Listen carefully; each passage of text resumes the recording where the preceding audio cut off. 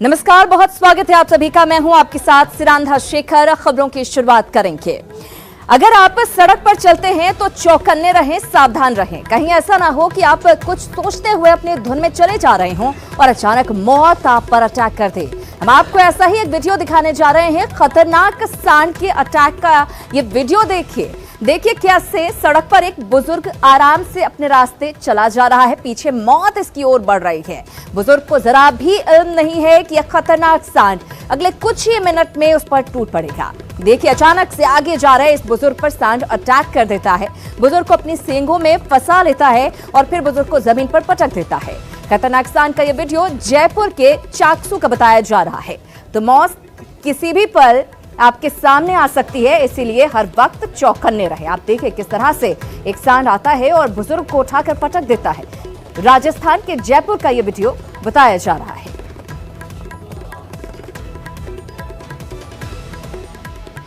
तो यानी कि जब भी कहीं पर भी आप चल रहे हो, चाहे वो सड़क हो या कोई और जगह, आप सावधानी से चलें, चौकन्ने रहें। कभी भी कुछ भी हो सकता है। कुछ ऐसा ही इस बुजुर्ग के साथ हुआ। जयपुर कि ये शख्स अपनी ही धुन में सड़क पर चले जा रहे थे और आप देखिए किस तरह से पीछे से ये सांड आता है, अपनी सींग से इन्हें उठाकर और जमीन पर पटक देता है। तस्वीरें एक बार फिर आप देखिए। दरअसल सावधान रहने की जरूरत हर किसी को है, क्योंकि कभी भी कुछ भी हो सकता है। जयपुर राजस्थान के इस बुजुर्ग के साथ भी कुछ ऐसा ही हुआ। वो सड़क पर जा रहे थे, उन्हें जरा भी अंदाजा नहीं था कि अगले ही पल उनके साथ क्या होने वाला है। क्या हुआ, तस्वीरों में आप देखिए। सीसीटीवी में यह तस्वीर कैद हुई, किस तरह से सांड अपनी सींग से उठाता है इस बुजुर्ग को और जमीन पर पटक देता है।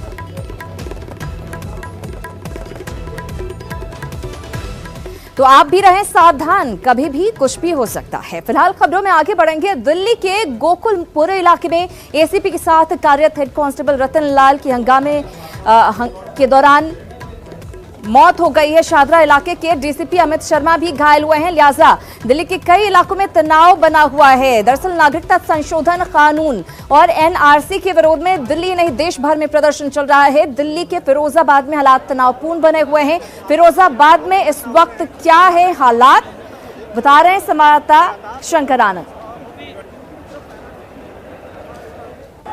इस वक्त मैं मौजपुर इलाके में हूं और यहाँ पर जो हालात है वो आपको मैं दिखाना चाहूंगा। लगातार जिस तरह से यहाँ पर पैरामिलिट्री के जवान जो है बाकायदा वो यहाँ पर एक्शन में है और जिस तरह से यहाँ पर अगर बात करें, जिस तरह से यहाँ पर इलाके में जो पत्थरबाजी हुई है, यहाँ पर जिस तरह से इस इलाके में बाकायदा कोशिश की जा रही है पुलिसकर्मियों के द्वारा, जो भी हंगामा करने वाले लोग हैं उसको यहाँ पर शांत कराने की यहाँ पे कोशिश की जा रही है। और यहाँ पर जिस तरह से बाकायदा यहाँ पथराव हुआ है उसको यहाँ पे देखा जा सकता है कि सड़कों पे बाकायदा आप देख सकते हैं कि किस तरह से यहाँ पे पथराव हुआ। और लिहाजा मामले की गंभीरता को देखते हुए पुलिस ने बाकायदा यहाँ पर सख्त कदम उठाते हुए यहाँ पर लोगों से भी बाकायदा अपील कर रहे हैं और लोगों को बताया जा रहा है कि लोग यहाँ पर कोई भी कानून का उल्लंघन ना करें। यहाँ पर तो जिस तरह से देखा जा सकता है कि यहाँ पर चप्पे चप्पे पे पुलिसकर्मी जो है बाकायदा मौजूद हैं, आम लोगों से भी अपील कर रहे हैं। और यहाँ पर जब बाकायदा देखा जा सकता है कि पुलिस जो है लगातार आंसू गैस के जो गोले हैं बाकायदा वो भी छोड़ रहे हैं और जिससे कि यहाँ पर लोगों को भी बाकायदा कहा जा रहा है कि कोई यहाँ पर गलत तरीके से यहाँ पर हरकत ना करे। तो जिस तरह से देखा जा सकता है कि यहाँ पर लगातार यहाँ पर देखा जा सकता है कि दूसरी साइड में आपको दिखाना चाहेंगे कि जिस तरह से वहाँ उस दूसरे इलाके से जो बाकायदा वहाँ से उस इलाके से पत्थरबाजी हो रही है, तो लिहाजा लोगों से भी कहा जा रहा है कि कोई भी पत्थरबाजी ना करें। लिहाजा इसी बात को ध्यान में रखते हुए यहाँ पर दिल्ली पुलिस और पैरामिलिट्री के अतिरिक्त जवानों को विशेष तौर पर तैनात किया गया है। वीडियो जर्नलिस्ट दीपक विस्क के साथ शंकर आनंद, न्यूज़ 18 दिल्ली। तो सीएए के विरोध में हंगामा और प्रदर्शन रुकने का नाम नहीं ले रहा है। दिल्ली में लगातार हंगामा और प्रदर्शन जारी है। तस्वीरें आपके सामने आप देख सकते हैं। फिरोजाबाद और गोकुलपुरी इलाके में क्या स्थिति हुई है। यहाँ पर दरअसल इस कदर हालात बिगड़ गए कि एक कांस्टेबल की जान गोकुलपुरी इलाके में चली गई है और अभी भी बड़ी संख्या में पुलिस बल की तैनाती इस इलाके में है, क्योंकि लगातार लोग सड़क पर उतर रहे हैं और सीएए के विरोध में पत्थरबाजी और आगजनी की घटना को अंजाम दिया जा रहा है। तो सीएए के खिलाफ हंगामा और प्रदर्शन थमने का नाम नहीं ले रहा है। फिलहाल खबरों में आगे बढ़ते हैं। समस्तीपुर से खबर। समस्तीपुर पुलिस को एक बार फिर अपराधियों ने चुनौती दी है। अपराधियों ने एक बार फिर दिन के उजाले में लूट की बड़ी वारदात को अंजाम देकर यह जता दिया है कि संगठित अपराध को रोकने में समस्तीपुर पुलिस पूरी तरह से फेल है। समस्तीपुर में एक बार फिर बड़ी लूट।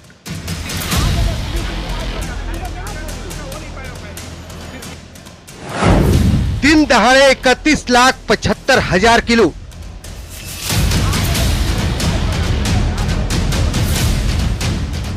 समस्तीपुर एक बार फिर सन्न है।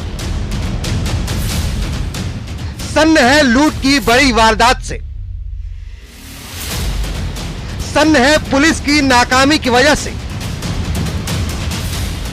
सन्न है सिस्टम की बेपरवाही की वजह से। तस्वीरों में आप देख रहे हैं कि काशीपुर लखनापुर चौकी का ये इलाका कितना भीड़ भरा है। अपराधियों में कानून का कितना खौफ है, आप इसी से अंदाजा लगा सकते हैं कि इतने भीड़ भरे इलाके में अपराधी बंदूक की नोक पर तकरीबन 32 लाख रुपए की लूट की वारदात को अंजाम देते हैं और फरार हो जाते हैं। दो आदमी आ रहा था इस साइड से, जस्ट यहीं पे सामने में टकराया दोनों बाइक। जो छीन के भाग रहा था उसको उतारा गाड़ी से, बैग छीना और गन को ला रहा था, तो फिर अपनी गोली में चला गया। तो कितने के संख्या में थे अपराधी? 3 अपराधी। अपराधियों ने दिन दहाड़े लूट की बड़ी वारदात को उस वक्त अंजाम दिया जब एक निजी कंपनी के कर्मचारी बैंक में रुपया जमा कराने जा रहे थे। तकरीबन 37 दिनों पहले यानी 17 जनवरी को समस्तीपुर में 17 लाख की लूट हुई थी। इस मामले में पुलिस अभी ठोस नतीजे पर पहुंच भी नहीं पाई थी कि लुटेरों ने 32 लाख रुपए की लूट की वारदात को अंजाम देकर ये जता दिया है कि अपराध पर अंकुश लगाने में समस्तीपुर पुलिस पूरी तरह से फेल है। समस्तीपुर से न्यूज़ 18 के लिए मुकेश कुमार की रिपोर्ट।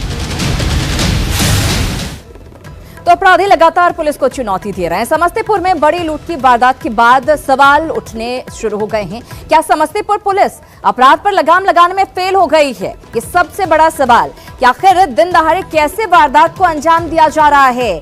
एक के बाद एक लूट की वारदातें हो रही हैं और समस्तीपुर पुलिस अपराध पर लगाम लगाने में पूरी तरह से फेल साबित हो रही है। तो बड़ा सवाल है कि दिन दहाड़े आखिर कैसे वारदात हो जाती है और पुलिस को कुछ भनक तक नहीं लगती। संगठित अपराध को रोकने में पुलिस पूरी तरह से आखिर क्यों नाकाम है? एक के बाद एक लूट की वारदातें क्यों अंजाम दी जा रही हैं और पुलिस कुछ नहीं कर पा रही है? समस्तीपुर पुलिस अपराध पर लगाम लगाने में पूरी तरह से फेल साबित हो रही है और इस घटना के बाद एक बार फिर से यह साफ हो गया है कि समस्तीपुर पुलिस दावे लाख कर ले कि अपराध पर लगाम लगाने की कोशिश की जा रही है, लेकिन कोशिश कहीं जमीन पर दिखाई नहीं दे रही है। इसी का नतीजा है कि लगातार इस तरह की घटनाएं सामने आती जा रही हैं। बहरहाल भागलपुर की खबर की बात करेंगे। नवगछिया में 2 मवेशी चोरी के आरोप में जमकर पिटाई का वीडियो, 2 लोगों की पिटाई का वीडियो वायरल हो रहा है। पिटाई का ये वायरल वीडियो नवगछिया थाना इलाके के पकड़ा पशु हाट का बताया जा रहा है। कहा जा रहा है कि हाट में बकरी की चोरी करते रंगे हाथ पकड़े जाने पर भीड़ ने रस्सी से बांधकर आरोपियों को जमकर पीटा और फिर उन्हें छोड़ दिया। अब वीडियो में देख सकते हैं कि लोग आरोपियों को किस तरह से रस्सी से बांधकर पीट रहे हैं। आरोपी पैर पकड़कर माफी भी मांग रहा है, लेकिन लोग मानने को तैयार नहीं है। हालांकि न्यूज़ 18 इस वायरल वीडियो की पुष्टि नहीं करता है। वहीं इस मामले में नवगछिया थाना पुलिस ने भी किसी तरह की जानकारी होने से इनकार किया है। तो नवगछिया की तस्वीरें आपको दिखा रहे हैं। भागलपुर के नवगछिया में दरअसल 2 लोगों की पिटाई की गई है। चोरी का आरोप उन पर लगाया गया है। ये कहा गया कि मवेशियों का जो हाट है वहां से ये चोरी करते हुए रंगे हाथ पकड़े गए हैं और उसके बाद ही उनको इनके किए की सजा दी जा रही है। हालांकि जो दोनों शख्स हैं, आरोपी शख्स इस बात से इनकार कर रहे हैं। उनका कहना है कि वो ऐसा कुछ भी नहीं कर रहे थे, लेकिन भीड़ ये मानने को तैयार नहीं। आप तस्वीरें देखिए किस तरह से भीड़ इंसाफ करती हुई नजर आ रही है। रस्सी से इन दोनों के हाथ को बांध दिया गया है। ये लगातार हाथ जोड़कर नहीं मारने की अपील करते हुए, गुहार लगाते हुए नजर आ रहे हैं। पैर पकड़कर माफी मांग रहे हैं, लेकिन ये भीड़ मानने को तैयार नहीं है। लगातार इनकी पिटाई की जा रही है। इन्हें पूरे रास्ते में घुमाया जा रहा है। इन पर चोरी का आरोप लगाया गया है। हालांकि न्यूज़ 18 इस वीडियो की पुष्टि नहीं करता है।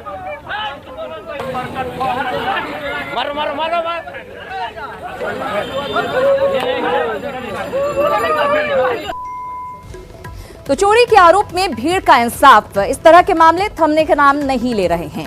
उधर बिहार में शिक्षा व्यवस्था हड़ताल की वजह से चरमराने वाली है। शिक्षा व्यवस्था पूरी तरह से ठप होने वाली है क्योंकि प्राइमरी स्कूल के बाद अब हाई स्कूल और +2 स्कूल के शिक्षकों ने भी हड़ताल पर जाने का ऐलान कर दिया है। 25 फरवरी से इंटर की कॉपियों का मूल्यांकन भी होने वाला है। तो सवाल है कि क्या लाखों परीक्षार्थियों की परीक्षा फेल हो जाएगी?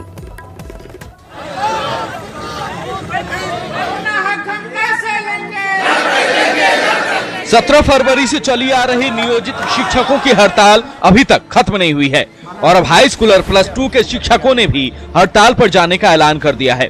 माध्यमिक शिक्षक संघ के पदाधिकारियों ने हड़ताल का ऐलान करते हुए कहा कि राज्य के सभी 7200 हाई स्कूल और +2 के स्कूलों में ताला बंद रहेगा और करीब 40,000 शिक्षक हड़ताल पर रहेंगे। बड़ी बात है कि 25 फरवरी से राज्य में इंटर की कॉपियों का मूल्यांकन होनी है। बिहार सरकार ही बिहार विद्यालय परीक्षा समिति द्वारा जो आयोजित मूल्यांकन है उसको नहीं होने देने के लिए शिक्षकों को सरकार ही उकसा रही है। इसका सबूत है, लिखित आपको हम दे रहे हैं। शिक्षकों की हड़ताल का इंटर की कॉपियों के मूल्यांकन पर तो असर पड़ेगा ही, समय पर रिजल्ट जारी करना भी चुनौती होगी। खैर, अब शिक्षकों की मांग जान लेते हैं। 7वां वेतनमान लागू किया जाए। सेवा शर्त, ऐच्छिक स्थानांतरण, सेवा की निरंतरता लागू हो। भविष्य निधि, टर्म प्रमोशन और ईपीएफ की सुविधा लागू हो। प्रधानाध्यापक पद पर नियुक्ति और प्रोन्नति की सुविधा तुरंत लागू की जाए। माध्यमिक उच्च माध्यमिक स्कूलों को पंचायती राज व्यवस्था से अलग किया जाए। उत्क्रमित और अनुदानित शिक्षकों को समय पर वेतन भुगतान हो। शिक्षकों को गैर शैक्षणिक कार्यों से मुक्त रखा जाए। बिहार माध्यमिक शिक्षक संघ ने ये बात पहले ही सरकार को बता दी थी। मूल्यांकन तो बिहार विद्यालय परीक्षा समिति ने आज रखा ना। आप सरकार चाहती तो इसके पहले वार्ता करके इसका समाधान निकाल सकती थी। प्राथमिक शिक्षा निदेशक रंजीत कुमार ने हड़ताली नियोजित शिक्षकों से काम पर लौटने की अपील की है। साथ ही ये संदेश भी दिया है कि वापस काम पर नहीं लौटने पर सख्ती की जाएगी। पठन पाठन कई जगहों पे शुरू हो रही है और मैं यह बताता चलूं कि सभी जो है नियोजित शिक्षक जो है हड़ताल पे नहीं है, चूँकि हमारे पास रिपोर्ट आती है और जो भी हड़ताल पे हैं उनको कहा भी जा रहा है कि वो स्कूल लौटे और सख्ती के साथ जो है सरकार इसको निपटेगी, क्योंकि आपने देखा होगा कि बर्खास्तगी भी हो रही है, FIR भी हो रही है। तो सभी शिक्षकों से भी मेरा निवेदन है कि वो पठन पाठन में सहयोग करें। सरकार की सख्ती का हड़ताली नियोजित शिक्षकों पर तो कोई असर नहीं पड़ा और अब हाई स्कूल और +2 के शिक्षकों की हड़ताल परेशानी को और बढ़ाने वाली है। न्यूज़ 18 के लिए पटना से रजनीश कुमार के साथ ब्यूरो रिपोर्ट। तो नियोजित शिक्षकों के बाद अब माध्यमिक और उच्च माध्यमिक शिक्षक हड़ताल पर जाने वाले हैं। जाहिर तौर पर मुश्किलें खड़ी होने वाली हैं क्योंकि 25 तारीख से कॉपियों का मूल्यांकन शुरू होने वाला है। सरकार की सख्ती के बाद भी शिक्षकों पर कोई असर नहीं हो रहा। चलिए बड़ी खबर की बात कर लेते हैं। बड़ी खबर, जेडीयू विधायक दल की बैठक में कांग्रेस विधायक पहुंचे। बक्सर से विधायक है मुन्ना तिवारी जो कि बैठक में पहुंचे हैं। कांग्रेस विधायक ने नीतीश कुमार की तारीफ भी की है। तो ये बड़ी खबर इस वक्त की आपको दे रहे हैं। बक्सर से विधायक मुन्ना तिवारी जेडीयू की बैठक में पहुंचे हैं और नीतीश कुमार की तारीफ करते हुए नजर आए हैं। चुनावी साल में अब जिस तरह की उस यात्रा में हम लोग भागीदार हैं, सपोर्ट कर रहे हैं उस यात्रा का सपोर्ट कर रहे हैं। और कोई पूछना चाहते हो तो पूछिए। नीतीश कुमार की तारीफ आप कई बार कर चुके हैं। हम तो अभी भी कर रहे हैं, अच्छा काम किया है बिहार के लिए, बिहार के हित में काम किया है उन्होंने। लेकिन जहां तक अभी किसानों की खरीद का मामला है, एक भी क्रय केंद्र पूरे बिहार में नहीं खुले। माननीय मुख्यमंत्री के जल जीवन हरियाली यात्रा के क्रम में मैंने बक्सर के उन्वास से इस मामले को उठाया था कि क्रय केंद्र नहीं खुला है एक भी और किसानों का धान सड़ गया। औने पौने धान दाम पर बेचने के लिए किसान विवश है। तो किसान का मुद्दा और जहाँ तक विरोधी दल प्रतिपक्ष की नेता की बात है, बेरोजगारी यात्रा का हम सपोर्ट करते हैं। कहाँ चित भी और पट भी, जो अच्छा काम किया है उसको कह रहे हैं कि अच्छा काम किया है 5 वर्षों के लिए बिहार के लिए। लेकिन किसानों के हित में वो लोग नहीं, सरकार नहीं सुन रही है। अरे भैया, विधायक दल की बैठक का समय सीमा मानक नहीं मुझे मालूम था। मैं अपने विधायक दल की बैठक में जा रहा हूँ। क्यों सफाई क्या नहीं, अभी हम विधायक दल की बैठक में जा रहे हैं। अब देखिए मेरे पास निमंत्रण है, मैं जा रहा हूँ वहीं। और बताइए अब तो समय मानक जो था समय का, वो मुझे नहीं मालूम था कि कितने बजे से है। मैं आया, मैं जब देखा कि विधायक दल की बैठक इसी समय पे है, मैं निकल लिया। और कुछ पूछना चाहते हो तो पूछिए।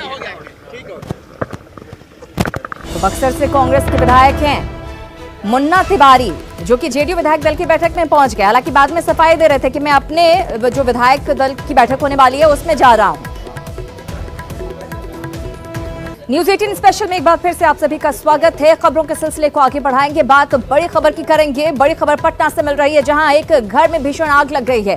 जक्कनपुर थाना के बंगाली टोला में आग की यह घटना सामने आई है। हम आपको बता दें, इस आग में 3 बच्चों के झुलसने की खबर है और इस घटना में एक बच्चे की मौत की भी खबर है। 2 की हालत गंभीर बताई जा रही है। घायल बच्चों को फिलहाल अस्पताल में भर्ती करवाया गया है। दमकल की गाड़ियों ने फिलहाल आग पर काबू पा लिया है, लेकिन इस आग में एक बच्चे की जान चली गई है झुलसने से। 2 बच्चों की हालत गंभीर बताई जा रही है।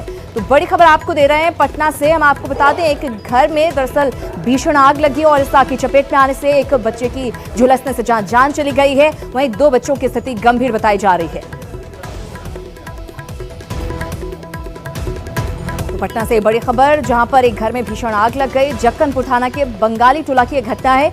इस आग की चपेट में आने से 3 बच्चे झुलस गए, जिसमें से एक की मौत हो गई है। वहीं 2 बच्चों का इलाज अस्पताल में चल रहा है। तस्वीरें भी आपको दिखा रहे हैं, मौके की तस्वीरें आप देखिए आग कैसे लगी। फिलहाल इसका पता नहीं चला है, जांच की जा रही है, लेकिन इस आग की चपेट में आने की वजह से एक मासूम की जान चली गई है। पटना के जक्कनपुर थाना की बंगाली टोला की यह घटना, तस्वीरें भी आपके सामने टीवी स्क्रीन पर आप देख सकते हैं। यहां एक घर में भीषण आग लगी। आग लगने की वजह क्या रही ये फिलहाल साफ नहीं हो पाई है, लेकिन एक बच्चे की जान इस आग की चपेट में आने की वजह से चली गई है। वहीं 2 बच्चों की स्थिति गंभीर बताई जा रही है। दोनों बच्चों का इलाज अस्पताल में चल रहा है। दमकल की टीम मौके पर पहुंची। सूचना मिलने के बाद आग पर काबू पा लिया गया है, लेकिन घर पूरी तरह से जल गया। घर में रखा सामान जल गया है। तस्वीरों में आप देख सकते हैं। अब ये पता लगाने की कोशिश की जा रही है कि आखिर आग लगने की वजह क्या रही थी। ये तस्वीरें न्यूज 18 बिहार झारखंड पर आप देख पा रहे हैं। बड़ी खबर आपको दे रहे हैं, दुखद खबर। हम आपको बता दें, एक घर में दरअसल आग लगी और इस आग में झुलसने से एक बच्चे की जान चली गई। तो पटना के एक घर में आग लगी। अब ये पता लगाने की कोशिश की जा रही है कि आग आखिर किस वजह से लगी थी। फिलहाल खबरों में आगे बढ़ेंगे। पाकुड़ से खबर, जहां एक खिलाड़ी साइकिल रेस में जिला और राज्य स्तर की प्रतियोगिताओं में तमाम पदक जीत चुका है। साइकिलिंग की अंतर्राष्ट्रीय प्रतियोगिता में देश के लिए गोल्ड मेडल जीतने का सपना रखता है, लेकिन पैसे के अभाव में उसके सपनों पर ग्रहण लगता दिख रहा है। दिल में जीतने का जज्बा, हाथों में मेडल, लेकिन आंख में आंसू। ये कहानी पाकुड़ के हबीबुर रहमान की है। 2016 से अब तक हबीबुर रहमान ने पंचायत, प्रखंड, जिला और स्टेट लेवल पर आयोजित साइकिल रेस में भाग लेकर तमाम मेडल जीते। राष्ट्रीय स्तर की प्रतियोगिताओं में हिस्सा लिया, लेकिन जीत नहीं सका, क्योंकि हबीबुर रहमान के पास राष्ट्रीय और अंतर्राष्ट्रीय प्रतियोगिताओं में जीतने के लिए जिस तरह की साइकिल चाहिए वो उनके पास नहीं है। हाँ, हमको उम्मीद है कि अगर वो साइकिल हमको मिल जाएगा तो फिर से मैं नेशनल में भाग लूंगा और प्रथम स्थान हासिल करूंगा। हबीबुर रहमान मजदूर हैं, खुद खेत में काम करते हैं और पत्नी बीड़ी बनाती है तो घर का खर्चा चलता है। महंगी साइकिल कहां से खरीदें? मदद के लिए डीसी से लेकर सांसद तक गुहार लगा चुके हैं, लेकिन किसी ने मदद नहीं की। और तो और स्टेट लेवल की साइकिल रेस जीतने पर सरकार 36,000 रुपए देती है। हबीबुर रहमान को अभी तक वो राशि भी नहीं मिली। हम लोग कई बार प्रयास कर चुके हैं, उपायुक्त महोदय को भी आवेदन दिए हैं। लगभग 16 से हम लोगों ने जितने भी जिले में उपायुक्त आए सभी को हम लोगों ने आवेदन दिया, रिक्वेस्ट किया कि सर हमारा एक लड़का है जो साइकिलिंग में अच्छा प्रतिभागी है, कम से कम वो और आगे बढ़ेगा, उसको सहयोग किया जाए। मगर प्रशासन का सिर्फ सांत्वना के साथ और कुछ हम लोगों को नहीं मिला। जिला प्रशासन से, जनप्रतिनिधि से गुहार तो लगाई है, लेकिन अब तक इसे सहयोग नहीं मिल पाया है। नेशनल खेलने की उम्मीद अब भी दिल में रखता है और भारत का नाम रोशन करने का पूरी जज्बा के साथ सहयोग की उम्मीद कर रहा है। समाज के लोग, जिला प्रशासन और जनप्रतिनिधि आगे आए और हबीबुर रहमान को एक साइकिल देकर सहयोग करे। कुंदन कुमार, न्यूज 18 पाकुड़। तो सिस्टम के आगे हबीबुर रहमान हारता हुआ नजर आ रहा है। उम्मीद करते हैं कि न्यूज 18 बिहार झारखंड के जरिए ये खबर जिम्मेदारों तक पहुंचे और हबीबुर रहमान को मदद मिल सके। अगली खबर भी पाकुड़ से ही है। पाकुड़ के किसान गन्ने के रस से जैविक गुड़ तैयार कर अपने जीवन में मिठास घोल रहे हैं। जैविक गुड़ से न सिर्फ किसान आत्मनिर्भर बन रहे हैं बल्कि उनकी आय का ये बड़ा जरिया भी बन गया है। पाकुड़ प्रखंड का कुसुमा नगर गाँव, यह गाँव गन्ने के रस और जैविक गुड़ की खुशबू से इन दिनों महक रहा है। किसान अपने गन्ने की फसल को सीधे बाजार या मिलों में नहीं भेज रहे बल्कि गांव में ही गन्ने का रस निकालकर उससे जैविक गुड़ बना रहे हैं और ये किसानों की आय का बड़ा जरिया भी बनता जा रहा है। मशीन में आग भांगता है और आग भांग के रस निकलता है। यार रस निकाल के एक कढ़ाई है, कढ़ाई में उसको जाल देके हमारे गुड़ बनता है। 40 रुपया, 45 रुपया, 50 रुपया किलो। गुड़ तैयार कर किसान उसे 40 से 50 रुपए प्रति किलो के हिसाब से बेचते हैं। गन्ने की लागत पर किसानों को लगभग दोगुनी आमदनी भी हो रही है, जिससे कई परिवार आत्मनिर्भर बन चुके हैं। जैसा वो गर्मी टाइम में पानी नहीं हुआ था, उस टाइम में अगर पानी का बंद हो जाता है, यहाँ स्विच गेट अगर हो, यहाँ पर बोरिंग हो जाएगा सर, तो बहुत अच्छा होगा। गन्ने की पेराई लकड़ी की बनी मशीन से की जाती है, फिर बड़ी कढ़ाइयों में उबालकर उसे ठंडा कर गुड़ बनाया जाता है। इसी गुड़ से छोटे चाक बनाकर भी किसान बाजार में बेच रहे हैं। गांव में बना जैविक गुड़ स्वास्थ्य के लिए तो लाभप्रद है ही, गन्ना इलाके के किसानों के जीवन में मिठास भी घोल रहा है। कुंदन कुमार, न्यूज़ 18 पाकुड़।